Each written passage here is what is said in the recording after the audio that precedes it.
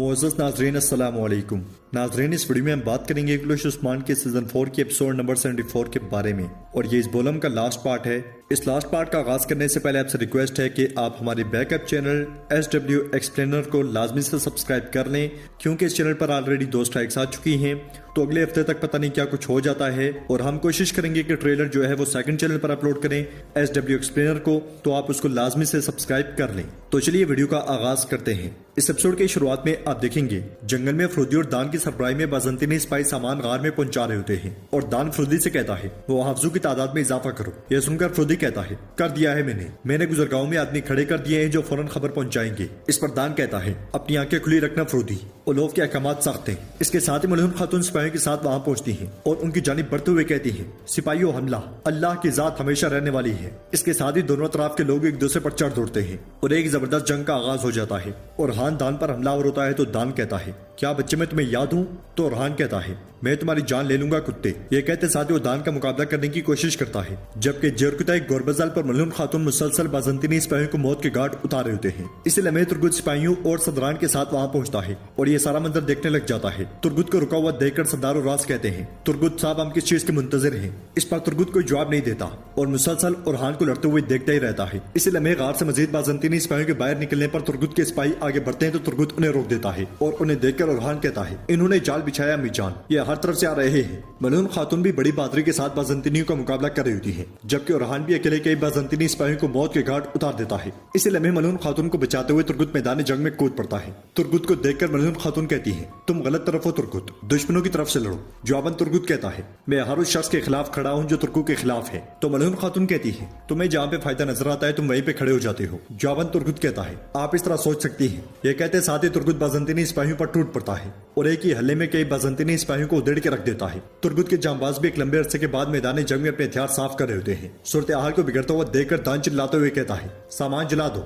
हम पीछे हट रहे हैं। यह सुनकर एक बाजंतीनी सिपाही मशल लेकर जैसे ही आगे बढ़ता है तो जरकुते को लहाड़ी मारकर उसे मौत के घाट उतार देता है। इस तरह जो बाजंतीनी सिपाही सामान की जानिब बढ़ता है उसका यही हाल होता है और कोई भी उन्हें सामान की जानिब बढ़ने नहीं देता। हर तरफ से नाकामी देखकर दान तुर्गुत से कहता है मैं तुम्हें इन जमीनों में दफन कर दूंगा तुर्गुत। इसके साथ ही दान फ्रूदी और सिपाहियों के साथ वहां से भाग पड़ता है। लड़ाई के इख्तिताम पर मलून खातून गोरबजल्ब से कहती है गोरबजल्ब सामान ला दो, हम यानी शहर की जानिब जाएंगे। फिर तुर्गुत जंग में जबरदस्त लड़ाई करने पर उरहान को दाद देता है। सबका शुक्रिया अदा करने के बाद मलून खातून तुर्गुत से कहती है तुर्गुत साहब आपका भी शुक्रिया, लेकिन हमें मदद की नहीं बल्कि हमले की तवक्को थी। जवाबन तुर्गुत कहता है मैंने आपकी जान बचाई है, क्या आप इसका बदला इस तरह चुकाएंगी मलून खातून? तो मलून खातून कहती है आपने कुछ नहीं बचाया तुर्गुत साहब, हमने काफिरों को उनके अपने खेल से शिकस्त दी। इस पर तुर्गुत कहता है बेशक मलून खातून बेशक, लेकिन एक बात याद रखिए कि आप मुझे बार बार देखेंगी। आपसे इन जमीनों में जो भी मजलूमों पर हाथ उठाएगा वो मेरा सामना करेगा। चलें सदरान चलते हैं। ये कहते साथ ही तुर्गुत जैसे ही आगे बढ़ता है तो मलून खातून कहती है आपने पहले इम्तिहान में ही मुंह मोड़ लिया था तुर्गुत साहब, आप जिस जख्म को भरने की कोशिश कर रहे हैं वो बहुत ज्यादा गहरा है। अगर आपने एक बार फिर हमें धोखा देने की कोशिश की तो सिर्फ एक चीज बचेगी, ये बात याद रखिएगा।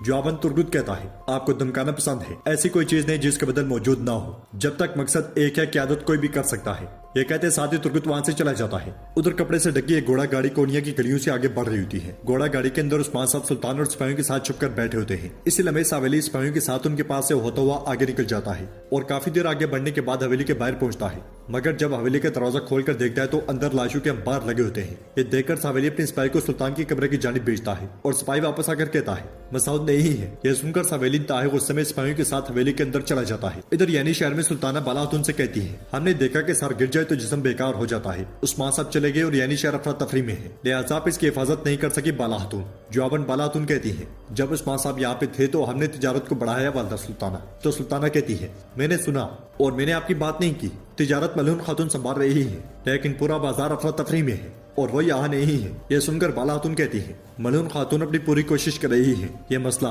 तो सुल्ताना उनकी बात करते हुए कहती है यह मसला बहुत बड़ा है, आपने अपने लोगों को भूख में छोड़ दिया, लेकिन फिक्र मत करो आली सल्जोक हमेशा यहाँ रहेगी। बैसियत वालदा सुल्ताना में इस बाजार को संभालूंगी।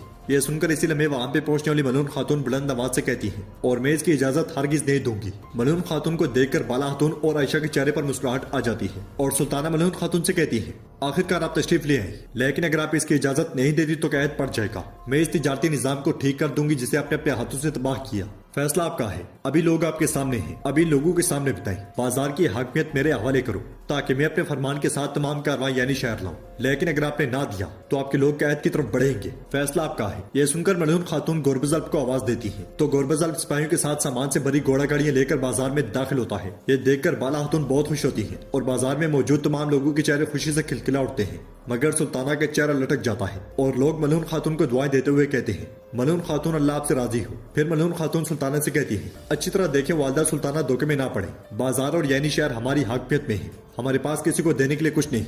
अल्लाह आप सबकी उम्र दराज करे। फिर सिपाहियों से कहती है, सिपाहियों लोगों को सामान फराहम करो। यह सुनते साथ ही बाजार के लोग सामान लेने लग जाते हैं। इधर कोनिया महल में दरसुन फकीर और उस्मान साहब का सिपाही तोरान उस्मान साहब के मंसूबे को मुकम्मल करने के दर पे होते हैं। तोरान ने सल्जुकी सिपाहियों का रूप इख्तियार किया होता है। इसी लम्हे अलाउद्दीन को सल्जुकी सिपाहियों के साथ आता हुआ देखकर सिपाही तोरान सामने जाता है और कहता है, सिपाहियों सुल्तान दरसुन फकीर और अलाउद्दीन के मुंतजर हैं। सिपाहियों के जवाब न देने पर दरसुन फकीर आला निकालने में लग जाते हैं। उधर सावेली उस कमरे में पहुंचता है जहाँ पे सुल्तान मसूद को कैद किया गया था और खाली कमरा देखकर सावेली को बहुत गुस्सा आता है और वो कहता है, हर जगह ढूंढो, उसे तलाश करने से पहले वापस ना आना। यह सुनते साथ ही सल्जुकी सिपाही वहां से चले जाते हैं और सावेली रस्सी उठाकर गुस्से से कहता है, उस्मान जब तक ये मैंने तुम्हारे गले में ना डाला, तुमने ये जानते हुए ये कैसे किया कि तुम्हारा बेटा मेरे पास है, तुमसे पहले मैं ये रस्सी उसके गले में डालूंगा। यह कहते साथ ही सावेली रस्सी लेकर चला जाता है। इधर घोड़ा गाड़ी में उस्मान साहब सुल्तान से कहते हैं, सुल्तान कोनिया छोड़ने से पहले मुझे कुछ करना है, मैं वो काम करके वापस आऊंगा। तो सुल्तान पूछते हैं, इस वक्त कोनिया से निकलने से ज्यादा अहम क्या है उस्मान साहब? जवाब में उस्मान साहब कहते हैं, मेरे सुल्तान आपको बचाने के लिए मैं अपने बेटे को महल में छोड़कर आया हूँ, मैं उसे लाऊंगा, वो मेरे लिए सबसे अहम है। इस पर सुल्तान उस्मान को दुआएं देते हैं और उस्मान साहब कहते हैं, मेरे सिपाही आपको महफूज मुकाम पर लेकर जाएंगे, मैं अपने बेटे को लेकर आपकी तरफ आऊंगा। तो सुल्तान पूछते हैं, उस्मान साहब हम क्या करेंगे? जवाब में उस्मान साहब कहते हैं, फिक्र मत करें सुल्तान, आपको अपना तख्त वापस मिल जाएगा। ताहम आपको अपने दावे के साबित होने के लिए मजीद ताकत दरकार है, इसलिए किसी को मालूम नहीं होना चाहिए कि आप कहाँ जा रहे हैं। ये कहते साथ ही उस्मान साहब घोड़ा गाड़ी से नीचे उतर जाते हैं। इधर तुरान और दरसुन फकीर अलाउद्दीन को लेकर आगे बढ़ रहे होते हैं। इसी लम्हे कुछ सल्जुकी सिपाही वहां आकर पूछते हैं, रुको तुम कहाँ जा रहे हो? उन्हें देखकर दरसुन फकीर तुरान से कहते हैं, तुम जाओ मैं देख लूंगा। इसके साथ ही अलाउद्दीन और तुरान आगे बढ़ते हैं, जबकि दरसुन फकीर सल्जुकी सिपाहियों के सामने आ खड़े होते हैं। इधर उस्मान साहब तुरान और अलाउद्दीन को आता हुआ देखकर बहुत खुश होते हैं, मगर उनके आगे बढ़ते साथ ही दरमियान में मंगोल सिपाही आ जाते हैं। ये देखकर उस्मान साहब तलवार बेनियाम कर लेते हैं, जबकि बुलंदी पर मौजूद उस्मान साहब के जांबाज अल्लाह अकबर का नारा बुलंद करके मंगोलों पर तीर बरसाने शुरू कर देते हैं और तीरों की जबरदस्त अलगार में बहुत से मंगोल सिपाही जन्म हासिल हो जाते हैं। बाकी बचे कुछ मंगोल सिपाही उस्मान साहब और उनके साथियों की तलवारों की भेंट चढ़ जाते हैं। लड़ाई के स्थान पर अलाउद्दीन भागकर उस्मान साहब से गले लग जाता है और उस्मान साहब उसे बहुत प्यार करते हैं। फिर कहते हैं, मैं तुम्हें कभी अकेला नहीं छोड़ूंगा बेटा। इसके साथ ही बुलंदी पर मौजूद उस्मान साहब के जांबाज नीचे आ जाते हैं और उस्मान साहब उनसे कहते हैं, जीते रहो बहादुरो जीते रहो। उधर सावेली जिंदान में समागर के पास जाता है।